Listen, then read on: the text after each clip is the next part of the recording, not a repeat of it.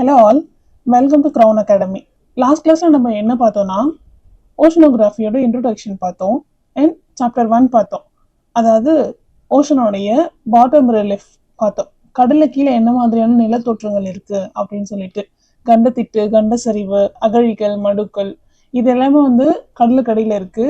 அந்த நிலத்தோற்றத்துடைய பண்புகள் என்ன அப்படின்னு சொல்லி பார்த்தோம். அதுக்கான சான்றுகள் எந்தெந்த கடல்ல இருக்கு, எந்தெந்த கண்டங்கள்ல இருக்கு அப்படின்னு சொல்லி நம்ம லாஸ்ட் கிளாஸ்ல பார்த்தோம். அதுக்கு அடுத்த ஒரு இம்பார்ட்டன்ட் டாபிக் என்னன்னா பெருங்கடலோட கலவைகள். மொத்தம் 3 இருக்கு. பெருங்கடலுடைய வெப்பநிலை, உப்புத்தன்மை, அடர்த்தி.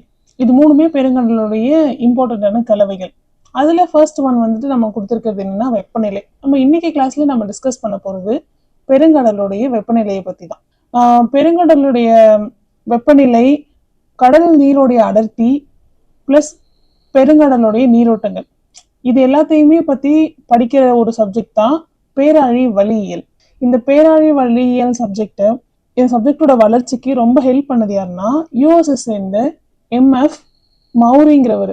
இந்த மௌரி தான் பெருங்கடல் வளியியலுடைய தந்தை அப்படின்னு சொல்லி அழைக்கப்படுறாரு.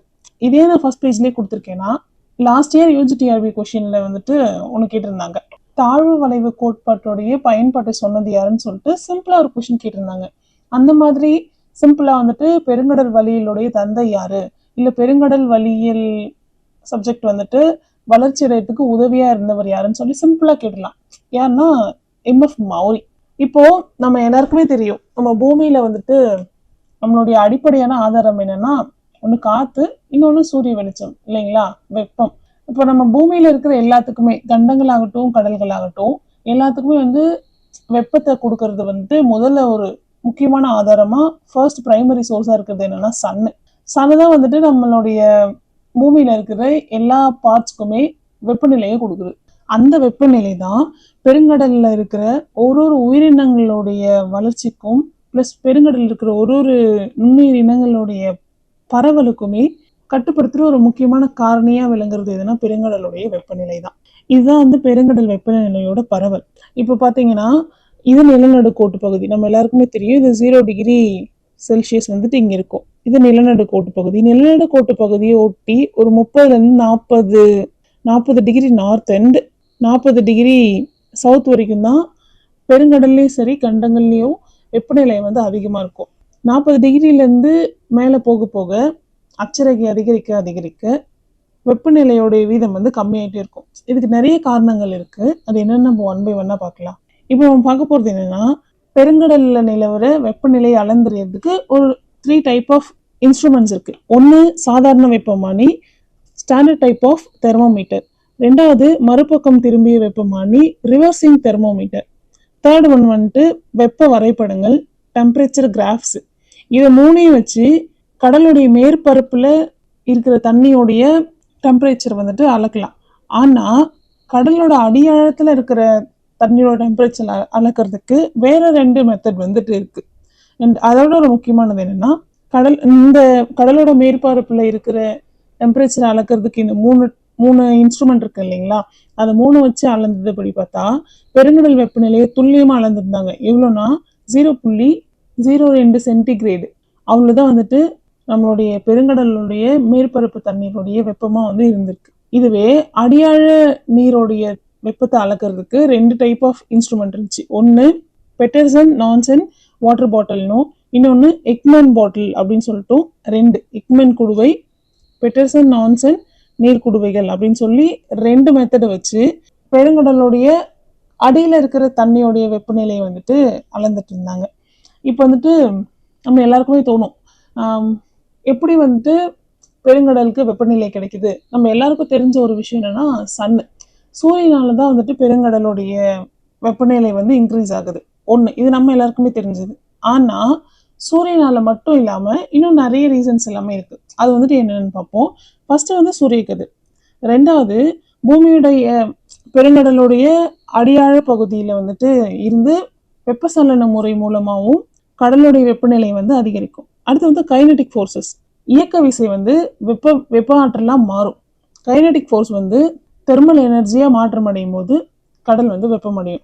அடுத்து வேதி விளைவாக்கம், சில கெமிக்கல் ரியாக்ஷன் மூலயமா வெப்பசலனம் அடைகிறதால பெருங்கடலுடைய வெப்பநிலை வந்து அதிகரிக்கும். அடுத்து நம்ம எல்லாருக்குமே தெரியும், நீராவி சுருக்கம், தண்ணி வந்து குளிர்வடைறதாலையும் அந்த தண்ணி கடத்தப்படுறதாலையும் வெப்பசலனத்தாலையும் கதிர்வீச்சு முறைகளாலையும் பெருங்கடலுடைய மேற்பரப்பு நீர் வந்துட்டு வெப்பமடையுது. இந்த மாதிரியான ஒரு சில காரணங்களால பெருங்கடலுடைய மேற்பரப்பும் பெருங்கடலுடைய அடியாழ தண்ணீருமே வந்துட்டு வெப்பமடையுது. இப்போ வந்துட்டு பெருங்கடல் எப்படி வெப்பமடையுதுன்னு நமக்கு தெரியும். ஆனா பெருங்கடல் வெப்பநிலையுடைய பரவலை கட்டுப்படுத்துறதுக்கு ஒரு சில காரணம் இருக்கு. அதை வந்து மேஜரா 2 டைப்பா பிரிச்சிருக்காங்க. ஒண்ணு பெருங்கடலுடைய கிடைப்பரவலை வந்துட்டு கட்டுப்படுத்துற காரணிகளும், இன்னொன்னு செங்குத்து வெப்ப பரவலை வந்து கட்டுப்படுத்துற காரணிகள்னு 2 இருக்கு. பெருங்கடல் வந்துட்டு முக்கியமா பெருங்கடலுடைய அமைப்பு, அதோடைய ஆழம், அப்புறம் அதோட அமைவிடம், அச்சரேகை தீர்க்கரேகையை வச்சு நம்ம அதோடைய லொகேஷன் சொல்லுவோம் இல்லைங்களா. இந்த 3 தான், இந்த 3ஐயும் பெருங்கடல்ல வந்து முப்பரிமாண தோற்றம் உடையது அப்படின்னு சொல்றாங்க. இந்த 3 தான் பெருங்கடலுடைய எல்லா கேரக்டரிஸ்டிக்ஸையும் முடிவு பண்ற ஒண்ணு அமைப்பு, இன்னொன்னு ஆழம், இன்னொன்னு அமைவிடம். நம்ம எல்லாருக்குமே தெரியும், இப்போ அமைப்புன்றது ஷேப்பு. ஒரு பெருங்கடலுடைய ஷேப் வச்சு அதோடைய கலவைகள் மாறும். ஒரு பெருங்கடலோட ஆழத்தை வச்சும் அதோடைய கலவைகள் மாறும். இப்போ நமக்கு தெரியும் பெசிபிக் வந்துட்டு ரொம்ப டீப்பஸ்ட் ஓஷன், ஆழம் குறைவான ஓஷனும் இருக்கு இல்லைங்களா. அப்போ ஒரு ஓஷன்லயும் வந்துட்டு வெப்பநிலை வந்து மாறிக்கிட்டே இருக்கும். இப்போ இந்தியன் ஓஷனையும் அட்லாண்டிக் ஓஷனையும் கம்பேர் பண்ணும்போது பசிபிக் ஓஷனுடைய வெப்பம் வந்து அதிகமா இருக்கும். அது வந்து அதோடைய ஷேப்பும் அதோடைய ஆழமும் தான் அதுக்கு முக்கியமான காரணம். அதோட முக்கியமான காரணம் என்னன்னா அமைவிடம், அச்சு தீர்க்கரேகை. முன்னாடி சொன்ன இல்லைங்களா, புவிநடு கோட்டுக்கு பக்கத்துல இருக்கிற இடத்துக்குள்ள வந்து வெப்பநிலை அதிகமா இருக்கும். துருவ பகுதியை நோக்கி போக போக வெப்பநிலை ரொம்ப கம்மியா இருக்கும். இது நம்ம எல்லாருக்குமே தெரிஞ்சது தான். அப்போ ஒரு பெருங்கடலுடைய அமைவிடமும் அதோடைய கலவைகளுக்கு, ஒரு உப்பா இருக்கட்டும், இல்ல அடர்த்தியா இருக்கட்டும், இல்ல வெப்பநிலையா இருக்கட்டும், இது 3ஐயும் தீர்மானிக்கிறதுக்கு ஒரு முக்கியமான ஃபேக்டரா வந்து அமைவிடமும் இருக்கு. அடுத்து ஒரு காரணங்கள்ல வந்துட்டு பார்க்கலாம், காரணிகளை பார்க்கலாம். ஃபர்ஸ்ட் வந்து அச்சங்கள், அச்சக்கோடு. இப்போ நம்ம எல்லாருக்குமே தெரியும், சூரியன் வந்துட்டு, இப்போ பூமி இப்படி இருக்கு, இது பூமி, இது வந்து சூரியன். இப்போ சன்ரைஸ் வந்து இப்படி ஸ்ட்ரைட்டாகவும் படும், இப்படி சாஞ்ச கோணத்துலையும் படும். நம்ம எல்லாருக்குமே தெரியும், சூரிய ஒளி வந்து எங்க நேரா செங்குத்தா படுதோ அங்க வந்து சூரிய வெளிச்சம் அதிகமாகவும், இப்படி வந்துட்டு சரிவான கோணத்துல எங்க படுதோ அங்க வந்துட்டு வெப்பம் வந்து கம்மியாகவும் இருக்கும்ன்றது நம்ம எல்லாருக்குமே தெரியும். அப்போ பெருங்கடலை பொறுத்த வரைக்கும் பெருங்கடலை மேற்பரப்புல 40 டிகிரி வட அச்சத்துல இருந்து 40 டிகிரி தென்னச்சம் வரைக்கும் தான் வெப்பநிலை வந்து அதிகமா இருக்கும். அதுவே இந்த 2 கோணத்துலயுமே 40 டிகிரிக்கும் மேல துருவம் வரைக்கும் போக போக வெப்பநிலை குறைஞ்சிக்கிட்டே இருக்கும். ஃபர்ஸ்ட் ரீசன் வந்து லாட்டிடியூட்ஸ், அட்சரேகை. ரெண்டாவது நம்ம எல்லாருக்குமே தெரிஞ்சதுதான் நிலம் மற்றும் நீருடைய அன்ஈக்குவலான டிஸ்ட்ரிபியூஷன். இப்போ எல்லா இடத்துலயுமே நிலமும் நீரும் ஈக்குவலா பரவி இல்லை. வட அச்சத்துல வந்துட்டு நிலப்பகுதி அதிகமா இருக்கு, தென் அச்சத்துல வந்துட்டு வடப்பகுதி கம்மியா, நிலப்பகுதி வந்து ரொம்ப கம்மியா இருக்கு. அங்க என்ன அதிகமா இருக்குன்னா நீர்ப்பகுதி தான் ரொம்ப அதிகமா இருக்கு தென்னாதி கோளத்துல. அப்போ நீரும் நிலமும் ஒரு வெப்பத்தை உள்வாங்கி திரும்ப ரெடியூஸ் பண்றதுக்கு எடுத்துக்கிற நேரம் வந்து நிறைய டிஃபரன்ஸ் இருக்கும் இல்லைங்களா. இப்போ லேண்ட் வந்து சீக்கிரமா வந்துட்டு அப்சர்வ் பண்ணும், சீக்கிரமா ரெடியூஸ் பண்ணிடும். ஆனா வாட்டர் பாடிஸ் வந்துட்டு டெம்பரேச்சர் ரொம்ப லேட்டா அப்சர்வ் பண்ணி லேட்டா ரெடியூஸ் பண்ணும், டைம் நிறைய எடுத்துக்கும். அப்போ வடபகுதியிலயும் சரி தென்பகுதியிலயும் சரி வெப்பநிலையோட பரவல் வந்துட்டு மாறி மாறி தான் காணப்படும். அது ரெண்டாவது, நில மற்றும் நீருடைய சமச்சீரற்ற பரவல். இங்க பாருங்க, வடகோளத்துல நிலப்பரப்பு அதிகமா இருக்கு, தென்கோளத்துல நீர்ப்பரப்பு அதிகமா இருக்கு. ஸோ அங்கேயும் இங்கேயும் வெப்பநிலை வந்து மாறி மாறி இருக்கும். வடகோளத்துல இருந்து சமவெப்ப கோடுகள் வந்து அச்சரேகைக்கு இணையா அமையாது. ஆனா தென்கோளத்துல சமவெப்ப கோடுகள் வந்துட்டு அச்சரேகைக்கு இணையா வந்துட்டு போகும், ஈவனா வந்துட்டு போகும். அதுக்கான ரீசன் வந்துட்டு வடகோளத்துல நிலப்பகுதி அதிகமா இருக்கிறதால ஐசோபார் வந்துட்டு ஐசோதெர்ம்ஸ் வந்து ஈக்குவலா போகாது, ஈவனா போகாது. ஆனா சதர்ன் ஹெமிஸ்பியர்ல ஐசோதெர்ம்ஸ் வந்து ஈவனா போறதுக்கு ஒரு முக்கியமான காரணம் சதர்ன் ஹெமிஸ்பியர் ஃபுல்லாவே வந்து வாட்டர் பாடிஸ் அதிகமா இருக்கிறதால. இப்போ நம்ம எல்லாருக்குமே தெரிஞ்ச ஒரு விஷயம் என்னன்னா, நார்மலா ஓப்பன் கடலை விட, ஓப்பன் சீனா நமக்கு எல்லாருக்கும் தெரியும்.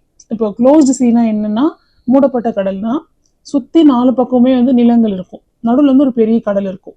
இது வந்து மூடப்பட்ட கடல். ஓப்பன் சி மூடப்படாத கடல்னா சைட்ல எங்கேயாவது தான் நிலம் இருக்கும், மற்றபடி நீர்ப்பரப்பு அதிகமா வந்துட்டு பரவி காணப்படும். இது வந்து மூடப்படாத கடல். மூடப்பட்ட கடலை விட மூடப்படாத கடல்ல வெப்பநிலை குறைவா இருக்கும், மூடப்பட்ட கடல்ல தான் வெப்பநிலை அதிகமா இருக்கும். இதுக்கு வந்து ஒரு சில எக்ஸாம்பிள்ஸ் கொடுத்துருக்காங்க. இப்போ நம்ம எல்லாருக்குமே தெரிஞ்ச விஷயம் என்னன்னா, ஈக்குவேட்டர் ரீஜன்ல புவிநடுக்கோட்டு பகுதியில வெப்பநிலை அதிகமா இருக்கும். நம்ம இதுக்கு முன்னாடி படிச்சோம் இல்லைங்களா? புவிநடுக்கோட்டு பகுதியோட வெப்பநிலை 26.7 டிகிரி செல்சியஸ். இது ரொம்ப ரொம்ப இம்பார்ட்டன்ட். ஏன்னா இது நிறைய புக்ல வந்து கொடுத்துருக்காங்க. சிம்பிளா கேட்பாங்க, புவிநடுக்கோட்டு பகுதியில பெருங்கடல்ல எவ்வளவு வெப்பநிலை வந்து காணப்படுது அப்படின்னு சொல்லி சிம்பிளா கூட கேட்டு போகலாம். 26 டிகிரி செல்சியஸ், 26.7 டிகிரி வந்துட்டு அக்யூரேட்டா, மேபி ரவுண்டா கொடுத்தாங்கன்னா 26.5 இல்லை 26 அப்படின்னு சொல்லி கூட கொடுக்கறதுக்கு வாய்ப்பு இருக்கு. இது வந்துட்டு ஈக்குவேட்டர் ரீஜனுடைய சராசரி வெப்பநிலை. ஆனா செங்கடல் நம்ம எல்லாருக்குமே தெரியும், செங்கடல் வந்துட்டு ஒரு மூடப்பட்ட கடல், ஒரு க்ளோஸ்டு சி. செங்கடலுடைய வெப்பநிலை 37.8 டிகிரி செல்சியஸ். அதாவது ஈக்குவேட்டர் ரீஜனை விட செங்கடல்ல வந்துட்டு வெப்பநிலை அதிகமா இருக்கும். இதுக்கு ரீசன் என்னன்னா, மூடப்பட்ட கடல்ல தான் வெப்பநிலை அதிகமா இருக்கும், மூடப்படாத ஓப்பன் சீஸ்ல எல்லாமே வந்துட்டு வெப்பநிலை குறைவா இருக்கும் அப்படின்றதுக்கு ஒரு முக்கியமான எடுத்துக்காட்டு செங்கடல். அப்புறம் இன்னொரு கடல் இருக்கு. இன்னொரு கடல் என்னன்னா பெர்ஷியன் வளைகுடா, கல்ஃப் ஆஃப் பெர்ஷியன். அங்க வந்துட்டு நிலவர வெப்பநிலை வந்து 34.4 டிகிரி செல்சியஸ். இந்த வெப்பநிலையில தான் பெர்ஷியன் ஓஷன்லயும் வந்துட்டு வெப்பநிலை இருக்கு. இதுவுமே நிலநடுக்கோட்டை விட அதிகமா வந்துட்டு வெப்பநிலை இங்க நிலவுது. அதுக்கு முக்கியமான காரணம் இது ஒரு மூடப்பட்ட பகுதி அப்படிங்கிறது. அடுத்து தேர்டாவதா இருக்கிற காரணம் என்னன்னா நடப்பு காற்றுகள், ப்ரிவெல்லிங் விண்டு. ஒரு காற்று வீசுற திசையை பொறுத்து அங்க வெப்பநிலை வந்து அதிகமா இருக்கணுமா இல்லை கம்மியா இருக்கணுமான்றது முடிவாகும். இப்போ நம்ம எல்லாருக்குமே தெரியும், பகல் நேரத்துல வந்துட்டு கடல்ல இருந்து நிலத்தை நோக்கி காத்து வீசும். இதுவே நைட் டைம்ல நிலத்துல இருந்து கடலை நோக்கி காத்து வீசும். இப்போ பாருங்க, நிலத்துல இருந்து பெருங்கடல் நோக்கி வீசுற காத்துக்கு ஆஃப்ஷோர் விண்டுன்னு பேர், அதாவது நிலக்காற்று. இதுவே கடல்ல இருந்து நிலத்தை நோக்கி வீசுற காற்றுக்கு கடல் காற்றுன்னு பேரு. இந்த மாதிரி காத்து மாறி மாறி வீசுறதால ஒரு இடத்துடைய வெப்பநிலை வந்து அதிகமா வந்து மாறுபடுது. இதுக்கு காரணம் வந்து நம்ம எல்லாருக்குமே தெரியும், நிலம் வந்துட்டு சீக்கிரமா வெப்பநிலையை அப்சர்வ் பண்ணும். ஸோ பகல் டைம்ல நிலம் வந்து அதிகமா வெப்பநிலையை அப்சர்வ் பண்றதால டெம்பரேச்சர் அதிகமா இருக்கும், ஹை டெம்பரேச்சர் இருக்கும், ப்ரெஷர் வந்து லோவா இருக்கும். ப்ரெஷர் லோவா இருக்குன்னா என்ன, அதிகமா ப்ரெஷர் இருக்கிற இடத்துல இருந்து லோவா இருக்கிற ப்ரெஷருக்கு காத்தடிக்கும். அப்போ அதிகமா இப்போ பகல் டைம்ல வந்துட்டு லேண்ட்ல வந்துட்டு அதிகமா வந்து வெப்பம் இருக்கிறதால லோ ப்ரெஷர் இருக்கும். அப்போ வாட்டர்ல வந்துட்டு ஹை ப்ரெஷர் இருக்கும். ஹை ப்ரெஷர் இருந்துச்சுன்னா இங்க இருந்து இதை நோக்கி காத்தடிக்கும், அதாவது பெருங்கடல்ல இருந்து நிலத்தை நோக்கி காத்தடிக்கும். அது வந்து பெருங்கடல் கடல் காற்று. இதுவே நைட் டைம்ல இதே நிகழ்வு ரிவர்ஸ்ல நடக்கும். நிலத்துல வந்துட்டு நிலம் வந்து சீக்கிரமா வந்துட்டு வெப்பத்தை எவ்வளோக்கு எவ்வளோ சீக்கிரமா அப்சர்வ் பண்ணுதோ அவ்வளோ கூட ரெடியூஸ் பண்ணிடும், கூல் டவுன் ஆயிரும். அப்போ இங்க வந்து ஹை ப்ரெஷர் இருக்கும், கடல்ல லோ ப்ரெஷர் இருக்கும். இப்போ இங்க இருந்து நிலத்துல இருந்து கடலை நோக்கி காத்து வீசப்படும், அதுக்கு வந்து நிலக்காற்றுன்னு பேர். இந்த மாதிரி காத்து வந்துட்டு மாறி மாறி வீசுறதாலையும் வெப்பநிலையோடைய பரவல் வந்து வேறுபட்டு இருக்குதுன்னு சொல்றாங்க. அடுத்து ஒரு முக்கியமான ஒரு காரணம் என்னன்னா கடல் நீரோட்டங்கள். கடல் நீரோட்டங்கள் ரெண்டு டைப் ஆஃப் கடல் நீரோட்டங்கள் இருக்கு, நம்ம பின்னாடி கிளாஸ்ல பார்ப்போம். ஒன்று குளிர் நீரோட்டம், இன்னொன்று வெப்ப நீரோட்டம். இந்த குளிர் நீரோட்டம் வீசுற இடத்துல வெப்பம் வந்து கம்மியாகவும், வெப்ப நீரோட்டம் வீசுற இடத்துல வெப்பம் வந்து அதிகமாகவும் இருக்கும். இந்த நீரோட்டத்தை பொறுத்தும் ஒரு இடத்துடைய, ஒரு கடலுடைய, ஒரு பெருங்கடலுடைய வெப்பநிலை வந்து தீர்மானிக்கப்படுது. இப்போ அதுக்கு எக்ஸாம்பிள் என்னன்னா, வட அமெரிக்காவுடைய வடகிழக்கு பகுதியில லாப்ரடார் குளிர் நீரோட்டம் வீசுறதால அங்க வெப்பநிலை கம்மியா இருக்கு, ஏன்னா இது ஒரு குளிர் நீரோட்டம். இதுவே குரைல் குளிர் நீரோட்டம் வந்துட்டு ஈஸ்டர்ன் சைபீரியாவில் வீசுது, அதனாலே அங்க வெப்பநிலை கம்மியா இருக்கு, ஏன்னா இது ஒரு கோல்டு கரண்ட். இதுவே கல்ஃப் நீரோட்டம் இருக்கு, இது வந்து ஒரு வார்ம் கரண்ட். வட அமெரிக்காவுடைய கிழக்கு கடற்கரையில வந்துட்டு இந்த கல்ஃப் நீரோட்டம் அடிக்கிறதால அங்க வெப்பநிலை வந்து அதிகமா இருக்கு. அந்த மாதிரி ஆசியாவுடைய கிழக்கு கடற்கரையிலயும் வந்துட்டு குரேஷியோ நீரோட்டம் வந்து அலாஸ்கா வரைக்கும் போகுது. அதனாலயும் அந்த இடத்துல வெப்பங்கள் வந்துட்டு அதிகமாகுது. வெப்ப நீரோட்டம் வீசுற இடத்துல வெப்பநிலை அதிகமாகவும், குளிர் நீரோட்டம் வீசுற இடத்துல வெப்பநிலை வந்துட்டு கம்மியாகவும் வந்து இருக்கு. வடகோளத்துல வந்துட்டு வெப்ப நீரோட்டங்கள் வந்து அதிகமா இருக்கு. ஸோ மேல வந்துட்டு வெப்பம் கொஞ்சம் அதிகமா இருக்கும். ஆனா தென் கோளத்துல இருந்து வெப்ப நீரோட்டம் கம்மி இருக்கிறதால அங்க வெப்பநிலையும் வந்துட்டு குறைந்த அளவுல தான் இருக்கும்னு சொல்லி சொல்றாங்க. அடுத்து நம்ம தெரிஞ்சுக்க வேண்டிய ஒரு முக்கியமான ஃபேக்ட் என்னன்னா, வட அட்லாண்டிக் கடல்ல 70 டிகிரி வடக்கச்சு வரைக்குமே 5 டிகிரி செல்சியஸ் வரைக்கும் ஐசோத்தோம் சமவெப்ப கோடுகள் வந்து அமைஞ்சிருக்கு. இதுக்கு காரணம் வட அட்லாண்டிக்ல ஏற்படுற சடலம். அதாவது வட அட்லாண்டிக் சடலம்னா ஒரு வெப்ப நீரோட்டம் மாதிரி. ஆனா இங்க 70 டிகிரிக்கு மேல நார்த் ஹெமிஸ்பியர்ல 70 டிகிரிக்கு மேலேயே 5 டிகிரி செல்சியஸ் வந்து காணப்படுது. ஆனா இங்க 50 டிகிரி வரைக்கும் தான் வந்துட்டு 5 டிகிரி செல்சியஸ் காணப்படுது. 50 டிகிரிக்கு மேல போச்சுன்னா 5 டிகிரி செல்சியஸை விட வெப்பநிலை கம்மியாகுது. இதுக்கு முக்கியமான காரணம் என்னன்னா வட அட்லாண்டிக் சலனம். இது ரொம்ப இம்பார்ட்டன்ட். ஈஸியாக வந்து அசர்ஷன் ரீசனிங் கொஷினில் கேட்டுருவாங்க. கூற்று காரணம் கொஷின்ல இருந்து கேட்டுருவாங்க. இந்த மாதிரி நார்த் அட்லாண்டிக்ல வந்துட்டு 70 டிகிரி லாட்டிடியூட் வரைக்குமே 5 டிகிரி ஐசோதர்ம்ஸ் இருக்கு. சவுத் அட்லாண்டிக்ல வந்துட்டு 50 டிகிரி வரைக்கும் தான் 5 டிகிரி செல்சியஸ்ல ஐசோதர்ம்ஸ் காணப்படுது அப்படின்னு சொல்லி கொடுத்துட்டு கீழே வந்து கொடுத்துருவாங்க. இது காரணம் வந்துட்டு வட அட்லாண்டிக் சலனம்னு கொடுத்தா அது கரெக்டான எக்ஸ்பிளனேஷன். இதுவே வேற ஏதாவது காரணம் கொடுத்துட்டாங்கன்னா அது சரியான காரணம் கிடையாது அப்படின்னு சொல்லி நம்ம சூஸ் பண்ணணும். அடுத்து வந்துட்டு இருக்கிற ரீசன் என்னன்னா கடல் தண்ணியோடைய பிசிக்கல் கேரக்டரிஸ்டிக்ஸ். அதுதான், அதாவது இப்போ கடல்ல இருக்கிற உப்பு அளவும் அடர்த்தியும் பொறுத்து கடலுடைய வெப்பம் வந்து பாதிக்கும். அதிகமாகவும் கம்மியாகவும் இருக்கலாம். ஏன்னா இப்போ உப்பு வந்து எங்க அதிகமா இருக்கும் அங்க வெப்பநிலை அதிகமா இருக்கும். இப்போ அடர்த்தி அதிகமான நீர்லையுமே வெப்பநிலை அதிகமா இருக்கும். அடர்த்தியும் உப்பு தன்மையும் எங்கே குறையுதோ அங்க வெப்பநிலை வந்து குறையும். இதுதான் வந்து கடல் தண்ணியோடைய பிசிக்கல் ப்ராப்பர்ட்டிஸ் வந்துட்டு வெப்பநிலையை பாதிக்கிறதுக்கான ஒரு காரணமா இருக்கு. அடுத்து வேற என்ன ரீசன்னா கடலுக்கு அடியில இருக்க தொடர்குன்றுகள். நம்ம நேற்று பார்த்தோம் இல்லைங்களா, கடலுக்கு அடியில 2 புவித்தட்டுகள் விலகிறதால கீழே இருந்து மேக்மா வருது. அதனால கடலுக்கு அடியில ஒரு மலைத்தொடர் வந்து உருவாகுது. அந்த மலைத்தொடர் இப்போ இங்க ஒரு மலைத்தொடர் இருக்கு. இந்த சைடு இங்க ஒரு மாதிரியான வெப்பமும் இங்க ஒரு மாதிரியான வெப்பமும் நிலவரத்துக்கு நிறைய வாய்ப்பு இருக்கு. அப்போ வெப்பநிலையை பாதிக்கிறதுல ஒரு காரணியா கடலுக்கு அடியில இருக்கிற மலைத்தொடர் குன்றுகள் இருக்கு. அடுத்து தல வானிலை சூழல்கள், அதாவது ஒரு புயலா இருக்கட்டும், மேகமூட்டம், பனிமூட்டம், நீராவியாதல், நீர் சுருங்குதல், இந்த மாதிரியான காரணத்தாலையும் கடலுக்கு இடையில வந்துட்டு இல்ல கடலுக்குடைய மேற்பரப்புல வெப்பநிலை வேற மாதிரியா மாறி மாறி பரவி காணப்படுறதுக்கு தல வானிலை சூழல்களும் ஒரு முக்கியமான காரணமா இருக்கும். அடுத்த ஒரு முக்கியமான காரணம் என்னன்னா ஒரு கடலுடைய அமைவிடமும் அதோட உருவமும். அப்பவே சொன்ன மாதிரி தான், லோ லாட்டிடியூட்ஸ்ல இருக்கிறது வெப்பநிலை அதிகமா இருக்கும். மேலே போக போக துருவத்தை நோக்கி மேலே போக போக வெப்பநிலை வந்து குறைஞ்சிட்டே இருக்கும். அது வந்து கடலோட அமைவிடம் வந்து அதுக்கு ஒரு காரணமா இருக்கு. கடலோட உருவமும் காரணமா இருக்கு. இப்போ கடலோட அமைவிடத்துக்கு வந்து ஒரு எக்ஸாம்பிள் என்னன்னா, இப்போ கல்ஃப் ஆஃப் கலிஃபோர்னியா, இங்க வந்து வெப்பநிலை வந்துட்டு நார்மலா இருக்கிறது மத்திய தரைக்கடல் வெப்பநிலையை கலிஃபோர்னியா வெப்பநிலையை விட அதிகமா இருக்கும். நம்ம எல்லாருக்குமே தெரியும். ஏன்னா மத்திய தரைக்கடல் வந்துட்டு ஒரு க்ளோஸ்டு சி. அந்த மாதிரி ரெட் சி செங்கடல்னு வந்து ஒரு க்ளோஸ்டு சி. ஸோ அங்கேயும் வந்து வெப்பநிலை அதிகமாக இருக்கும். ஓப்பன் சீயை காட்டிலும் க்ளோஸ்டு சீயில் வெப்பநிலை ரொம்பவே அதிகமாக இருக்கும். எதை விட அதிகமாக இருக்கும்னா நிலநடுக்கோட்டில் நிலவரதை விட அதிகமாக இருக்கும். நிலநடுக்கோட்டில் எவ்வளோ வெப்பநிலை நிலவுதுன்னா 26.7 டிகிரி செல்சியஸ். இது மட்டும் எப்போ மறக்கக்கூடாது, நல்லா ஞாபகம் வச்சுக்கோங்க. ஈஸியாக 1 மார்க்கில் கேட்கறதுக்கு நிறைய சான்சஸ் இருக்குது. அடுத்து பெருங்கடலுடைய கிடைமட்ட வெப்ப பரவல். இப்போ கிடைமட்ட வெப்ப பரவல்னாவே ரொம்ப சிம்பிள். புவிநடுக்கோட்டில் இருக்க ஒரு பெருங்கடல்ல வெப்பம் அதிகமாக இருக்கும். காரணம் சூரியன்கிட்ட வீசுகிற கதிர்வீச்சல் வந்து புவிநடுக்கோட்டு பகுதியில் செங்குத்தா விழும். அதனால இங்கே அதிகமாக இருக்கும். புவிநடுக்கோட்டிலேருந்து துருவத்தை நோக்கி போக போக வெப்பநிலை குறைஞ்சிட்டே போகும். பெருங்கடலுடைய சராசரி வெப்பநிலையும் 26.7 டிகிரி செல்சியஸ் தான். நிலநடுக்கோட்டில் நிலவர வெப்பநிலையும் 26.7 டிகிரி செல்சியஸ் தான். அடுத்து ஈஸியாக மேட்சஸ்லையோ இல்லை வந்து ஸ்டேட்மெண்ட் பேஸ்லேயோ கேட்கலாம். 20 டிகிரி அச்சத்தில் சராசரி வெப்பநிலை 22 டிகிரி செல்சியஸ், 40 டிகிரி லாட்டிடியூடோடைய சராசரி வெப்பநிலை 14 டிகிரி செல்சியஸ். இது நல்லா ஞாபகம் வச்சுக்கோங்க. இது கொஞ்சம் இம்பார்ட்டன்ட். ஏன்னா ஸ்டேட்மெண்ட் பேஸ்லேயோ இல்லை பொறுத்துக்கையில் 4 கொடுத்துட்டு லெஃப்ட் சைடில் கொடுத்துட்டு ரைட் சைடில் டெம்பரேச்சர் கொடுத்துட்டு மேட்ச் பண்ண சொல்லி கேட்கறதுக்கு நிறைய சான்சஸ் இருக்குது. இதுவே போலார் ரீஜியன்ஸில் வந்துட்டு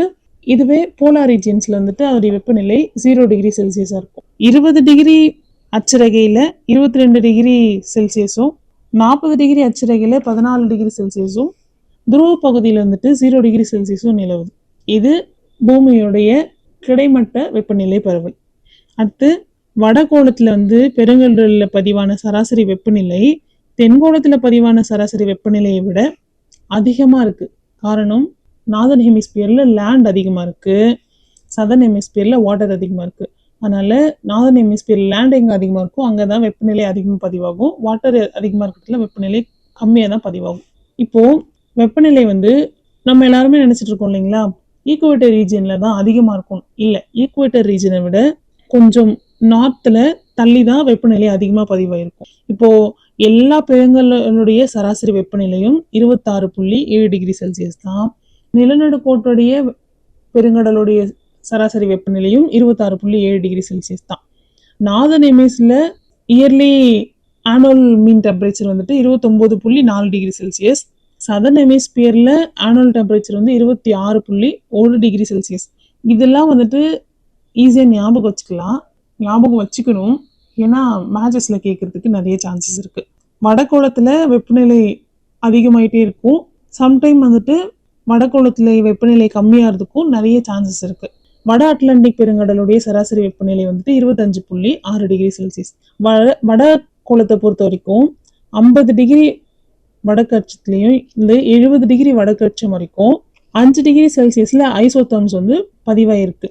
அட்லாண்டிக் பெருங்கடலில் மட்டுமே குறைஞ்ச மதிப்புடைய அச்சரேகை பகுதிகளில் உயர்ந்த மதிப்புடைய அச்சரேகைக்கு போக போக வெப்பநிலை குறையிற வீதம் வந்து அதிகரிக்கும். அதாவது இப்போ 5 டிகிரியிலேருந்து 10 டிகிரி வரைக்கும் லாட்டிடியூட்ஸ் வரைக்கும் வெப்பநிலை போக போக குறைஞ்சிட்டே இருக்குன்னா, இங்கே வந்துட்டு 2 டிகிரியே குறையுதுன்னா போக போக அது வந்துட்டு 3 டிகிரியே குறையும், 4 டிகிரியே குறையும், 5 டிகிரியா வெப்பநிலை குறைஞ்சிட்டே இருக்கும். ஆனால் அதோடைய வீதம், அதோடைய ரேஷியோ, அதோட ரேஞ்ச் வந்துட்டு அதிகமாயிட்டே இருக்கும். இப்போ இங்கே 2 டிகிரி குறைஞ்சுன்னா இன்னும் மேலே போக போக 3 டிகிரியே குறைய ஆரம்பிக்கும். அப்புறம் மேலே போக போக 4 டிகிரியே குறைய ஆரம்பிக்கும். இதுதான் வந்துட்டு வெப்பநிலை குறையிற வீதம் வந்து அதிகமாயிட்டே இருக்கும் அட்லாண்டிக் ஓஷனை பொறுத்த வரைக்கும் அப்படின்னு சொல்றாங்க. இதை ஸ்டேட்மெண்ட் டைப் கொஷின்ல கேட்கறதுக்கு நிறைய சான்சஸ் இருக்கு. இதுக்கு முன்னாடியே வந்துட்டு ஒரு இடத்துல நான் சொன்னேன், அட்லாண்டிக் ஓஷன்லயும் இந்தியன் ஓஷன்லயும் பசிபிக் ஓஷனை கம்பேர் பண்ணும்போது டெம்பரேச்சர் வந்து கம்மியா இருக்கு. அப்படின்னா என்ன சொல்றாங்கன்னா, பெசிபிக் ஓஷன்ல தான் இருக்கிறதுலே டெம்பரேச்சர் ரொம்ப அதிகமா இருக்கு அப்படின்னு சொல்றாங்க. இதுக்கு ரீசன் என்னன்னா, இப்போ பாருங்க, அட்லாண்டிக் ஓஷனுடைய சராசரி வெப்பநிலை வந்துட்டு 26.91 டிகிரி செல்சியஸ், இந்தியன் ஓஷன்ல 27.0 டிகிரி செல்சியஸ். ஆனா பெசிபிக் ஓஷன்ல 32 டிகிரி செல்சியஸ் வந்துட்டு இருக்கு. இது காரணம் அந்த கடலுடைய ஆழம், அந்த கடலுடைய அமைப்பு, இந்த ரெண்டும் தான். முக்கியமா அந்த கடலுடைய அமைவிடம். இப்போ எல்லாமே வந்துட்டு ஈக்குவேட்டர் ரீஜன்ல அமைஞ்சிருக்குதான். ஆனா அதோடைய அதிகமான பரப்பளவு வந்துட்டு நிலநடுக்கோட்டில் அமைஞ்சிருக்கு ஒண்ணு. இன்னொரு இருக்கிறதுலே ஆழமான பெருங்கடல் அதுதான். ஸோ வெப்பமும் கொஞ்சம் அதில் அதிகமாக தான் இருக்கும். இந்தியன் ஓஷன்ல அரபிக் அண்ட் வங்காள விரிகுடா பகுதியில் வந்துட்டு அதிகமான வெப்பநிலை பதிவாயிருக்கு. இவ்வளோனா 25 டிகிரி செல்சியஸ் தான். இதுவே க்ளோஸ்டு சீயான செங்கடலுடைய வெப்பநிலை வந்து சராசரி வெப்பநிலை 32.2 டிகிரி செல்சியஸ். பெர்ஷியன் வளைகுடாவுடைய வெப்பநிலை வந்து 34.4 டிகிரி செல்சியஸ். இப்போ இதுவும் நம்ம ஞாபகம் வச்சுக்கணும். பெருங்கடல்ல வந்துட்டு ஆழம் அதிகரிக்க வெப்பநிலையுடைய பரவல் வந்து எப்படி இருக்கு அப்படின்னு சொல்லி ஒரு டேப்லெட் காலம், இது ரொம்ப இம்பார்ட்டன்ட், படிச்சுக்கணும். 100 மீட்டர் ஆழத்துல வந்துட்டு 60.7 டிகிரி ஃபாரன்ஹீட்டும் 15.94 டிகிரி ஃபாரன்ஹீட்டும் இருக்கும். உள்ள போக போக வெப்பநிலை வந்து கொஞ்சம் கொஞ்சமா குறைஞ்சிட்டே போகும். ஆனா அதோடைய வீதம் வந்துட்டு மாறிட்டே இருக்கும். 200 மீட்டருக்கு 50.1 ஃபாரன்ஹீட்டும் 10.05 சென்டிகிரேடும் இருக்கும். 300 மீட்டருக்கு 45.1 7.27 சென்டிகிரேடும் இருக்கும். 1000 மீட்டருக்கு, அதாவது 1 கிலோமீட்டருக்கு 36.5 டிகிரி ஃபாரன்ஹீட்டும் 2.50 சென்டிகிரேடும் இருக்கும். 1500 மீட்டருக்கு 35.5 டிகிரி ஃபாரன்ஹீட்டும் 1.94 டிகிரி சென்டிகிரேடும் இருக்கும். 2220 மீட்டருக்கு 35.2 டிகிரி ஃபாரன்ஹீட்டும் 1.77 டிகிரி சென்டிகிரேடும் வந்துட்டு மாறிட்டே இருக்கும். அதாவது ஆழம் அதிகரிக்க வெப்பநிலை குறைஞ்சிட்டே இருக்கும் உள்ள போக போக. அடுத்து வந்துட்டு நம்ம பார்க்க போறது இன்னொரு டைப். இப்போ வந்துட்டு கிடைமட்ட பரவல் பார்த்தோம் இல்லைங்களா. அடுத்து நம்ம பார்க்க போறது வெப்பநிலையோட செங்குத்து பரவல். இப்போ நம்ம எல்லாருக்குமே தெரியும், சன்லைட் வந்துட்டு மேல அடிக்கிறதால பெருங்கடலுடைய மேற்பகுதியில வெப்பம் அதிகமா இருக்கும். ஆழம் உள்ள போக போக வெப்பநிலை வந்து குறைஞ்சிட்டே இருக்கும். அப்போ சூரிய கதிர் வந்துட்டு பெருங்கடலுடைய மேற்பரப்பை சூடாக்குறதால கீழே இருக்கிற தண்ணி வந்து மேலே வரும், மேலே இருக்கிற தண்ணி வந்து கீழே வரும். இதெல்லாம் இந்த வெப்பச்சலனம் மூலயமா தண்ணி வந்து கடத்தப்படும். அதன் மூலயமா வந்துட்டு வாட்டர் வந்து ரொட்டேட் ஆகும். அதுக்கு ஹீட் வந்து ரொட்டேட் பண்ணிட்டே இருக்கும். சூரிய கதிர்வீச்சு வந்து பெருங்கடலுடைய 20 மீட்டர் ஆழம் வரைக்கும் தான் போகும். ஸோ அதுக்குள்ள போக போக வெப்பநிலை வந்து கம்மியாயிட்டே இருக்கும். இந்த வெப்பநிலை வந்து எல்லா இடத்துலையும் ஒரே மாதிரி இருக்காது, வேற வேற மாதிரி இருக்கும். இப்போ நிலநடுக்கோட்டு பகுதியை பொறுத்த வரைக்கும் 20 மீட்டர் வரைக்கும் வெப்பநிலை உள்ள போகும். ஸோ 20 மீட்டர் வரைக்கும் வெப்பநிலை வந்துட்டு ஒரே மாதிரி இருக்கிறதுக்கு சான்ஸ் இருக்கு. ஆனா இப்போ துருவம் பகுதியை நோக்கி போக போக வெப்பநிலை வந்துட்டு குறைஞ்சிட்டே இருக்கும். காரணம் வந்து நமக்கு தெரியும், சூரிய கதிர் வந்து சாய்வான கோலத்துல விழுறதால அங்க வெப்பநிலை கம்மியாயிட்டே இருக்கும். பெருங்கடலை பொறுத்த வரைக்கும் 200 மீட்டர் ஆழம் வரைக்கும் வேகமா வந்துட்டு வெப்பநிலை குறைஞ்சிட்டே இருக்கும். அதுக்கடுத்து போக போக அதோடைய குறையிற வீதம் வந்துட்டு கம்மியாயிட்டே இருக்கும் அப்படின்னு சொல்றாங்க. இதை பேஸ் பண்ணி வெப்பநிலையை பேஸ் பண்ணி பெருங்கடலை 2 டைப்பாக பிரிப்பாங்க. ஒன்று ஃபோட்டிக் ஜோன்னும் இன்னொன்று ஏஃபோட்டிக் ஜோன்னும் 2ஆக பிரிப்பாங்க. ஒன்று சூரிய ஒளி மண்டலம், இன்னொன்று சூரிய ஒளி இல்லாத மண்டலம் அப்படின்னு சொல்லி. சூரிய ஒளி மண்டலம் வந்துட்டு 200 மீட்டர் ஆழம் வரைக்கும் இருக்கும். சூரிய ஒளி இல்லாத மண்டலம் வந்து 200 மீட்டர் ஆழத்துக்கு கீழே உள்ள போக போக, ஏன்னா உள்ள போக போக சூரிய ஒளியால உள்ள போக முடியாது இல்லைங்களா, அதை வந்து ஏஃபோட்டிக் ஜோன் வந்துட்டு 2 ஜோனா பிரிச்சிருக்காங்க. நம்மளுடைய லோ லாட்டிடியூட்ஸ் நிலநடுக்கோட்டு பகுதி இருக்கு இல்லைங்களா, நிலநடுக்கோட்டு பகுதியிலையுமே மைய அச்சு பகுதி இந்த ரெண்டுத்துலேயும் நிலவர வெப்பநிலையை வச்சு 3 அடுக்கா பிரிச்சிருக்காங்க ஓஷனை. ஒன்று அப்பர் லேயர் மேலடுக்கு, இன்னொன்று லோவர் லேயர் கீழடுக்கு, இன்னொன்று தெர்மோக்ளைன் டிரான்சிஷனல் ஜோன்னு சொல்லுவாங்க. மொத்தம் 3 அடுக்கா பிரிச்சிருக்காங்க. அந்த 3 அடுக்கு என்னன்னு பார்க்கலாம். மேலடுக்கு 500 மீட்டர் பருமனான சூடான வெப்பம் மேற்பட்ட பெருங்கடல் நீர்ப்பரப்பு தான் வந்துட்டு மேலடுக்குன்னு சொல்லுவோம். இதோடைய சராசரி வெப்பநிலை வந்து 20 டிகிரி செல்சியஸ்லேருந்து 25 டிகிரி செல்சியஸ் வரைக்கும் இருக்கும். இது என்னன்னா டிராபிக் டெம்பரேட் ரீஜியன்ல தான் இந்த மேற்பரப்பு வந்துட்டு வருஷம் ஃபுல்லாக இருக்கும், அப்பர் லேயர்.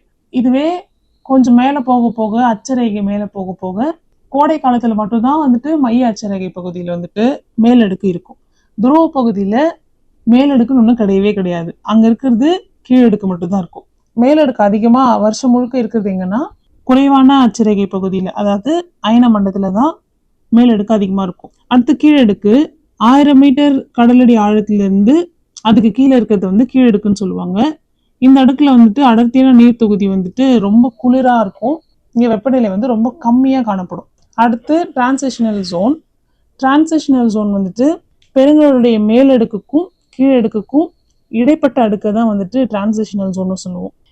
இது வந்துட்டு பெருங்கடல்ல ஆழம் போக போக வெப்பநிலை வந்து குறைஞ்சிட்டே இருக்கும் இல்லைங்களா. பேராழி நீர்த்திரள் தொகுதி வந்துட்டு 500 மீட்டர்ல இருந்து 1000 மீட்டர் வரைக்கும் பரவி இருக்கும்னு சொல்றாங்க. இததான் வெப்ப சீர்மண்டலம் அப்படின்னு சொல்றாங்க.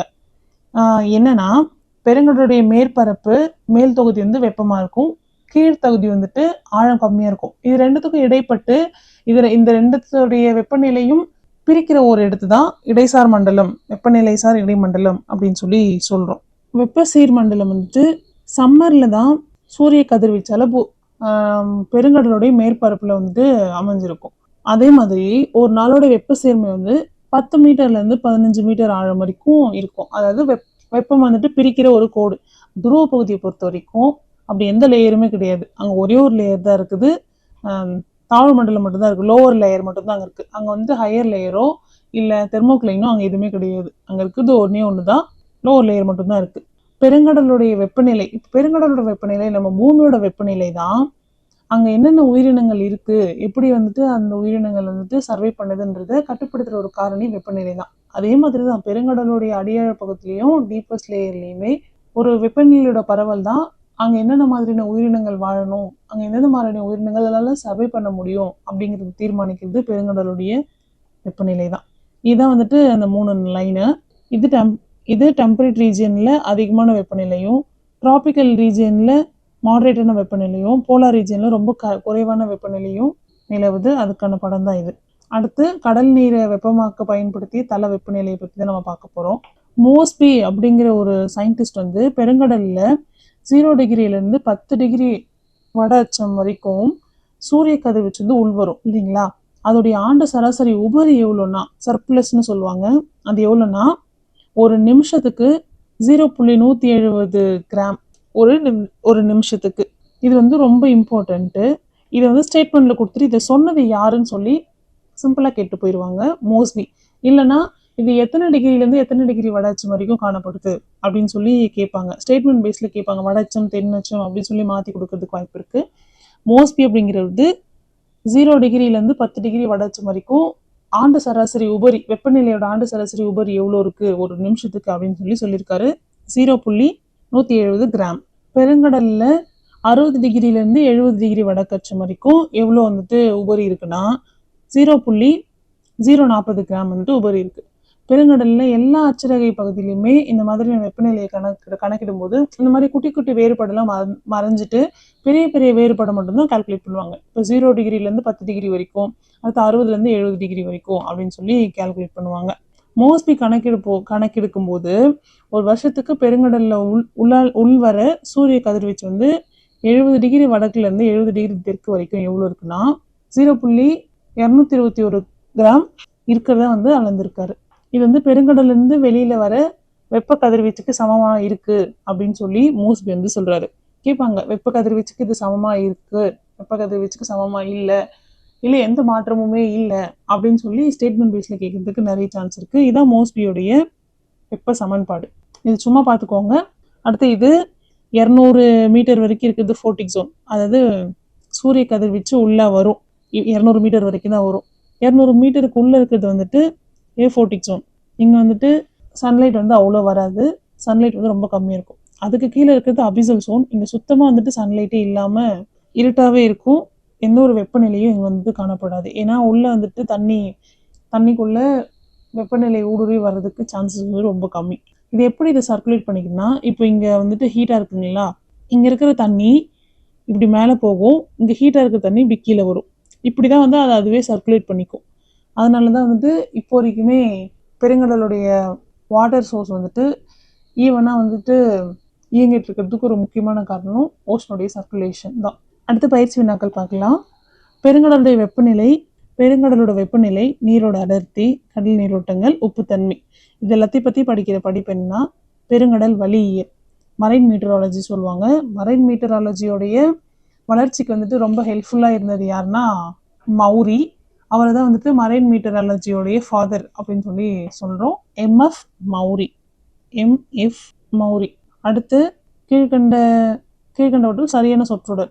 ஒன்று வந்துட்டு சூரிய கதிர்வீச்சின் உள்வாங்கி பெருங்கடலை வெப்பமடைகிறது. கரெக்ட். சூரிய கதிர்வீச்சு வந்துட்டு பெருங்கடல் வந்து வெப்பமடையுது. சூரிய கதிர்வீச்சு உள்வாங்கி தான் நம்மளுடைய ஓஷன் வந்துட்டு ஹீட் ஆகுது. அடுத்து இயக்க விசை வந்துட்டு வெப்பமாக வந்து மாறுது. 2 கரெக்ட். அடுத்து நீராவி சுருக்கம் வெப்பசலனம் மூலயமா கடல் வந்து வெப்பமடையுது.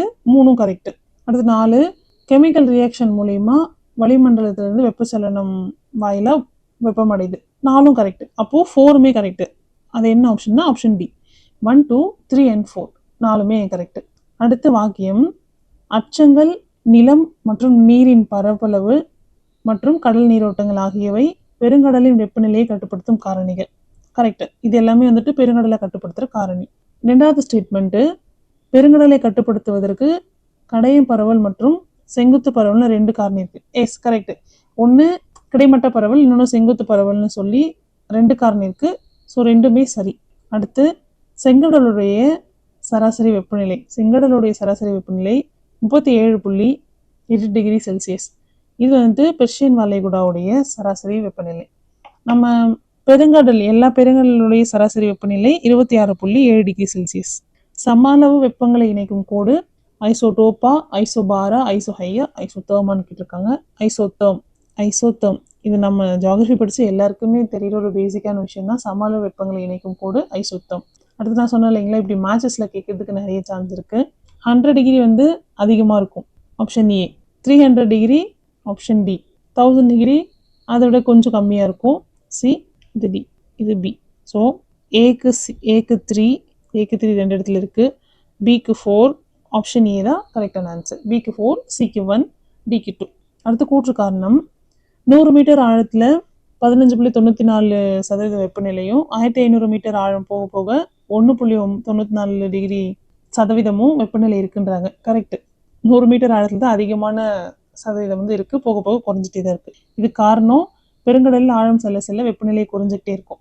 பெருங்கடலில் ஆழம் செல்ல செல்ல வெப்பநிலை குறைஞ்சிட்டே இருக்கும். அப்போது கூற்றும் சரி காரணமும் சரி, கூற்றுக்கான காரணத்தை வந்து சரியாக விளக்குது. இப்போ ஆப்ஷன் ஏ தான் ஆன்சர். அடுத்து 8th கொஷின், இதில் எது வந்து தப்புன்னு கேட்டிருக்காங்க. இன்னும் மேலடுக்கு அப்பர் லேயர், இன்னொன்று கீழடுக்கு லோவர் லேயர், அடுத்து இருக்கிறது இடைமண்டலம், டிரான்சிஷன் ஜோன். இதில் இல்லாத ஒன்று எதுனா வெப்பமண்டலம் மட்டும்தான். ஸோ ஆன்சர் வந்து ஆப்ஷன் சி, வெப்பமண்டலம். பெருங்கடலில் ஆழம் செல்ல செல்ல வெப்பநிலை விரைவாக குறையக்கூடிய நிலையில் உள்ள அடுக்கு எதுனா இடையடுக்கு. அடுத்து சூரிய கதிர்வீச்சு பெருங்கடலில் சுமார் எத்தனை மீட்டர் வரை வாழும் ஊடுருவி செல்லும்? சூரிய கதிர்வீச்சு எத்தனை மீட்டர் வரைக்கும் வந்துட்டு ஊடுருவி செல்லுன்னு கேட்டிருக்காங்க.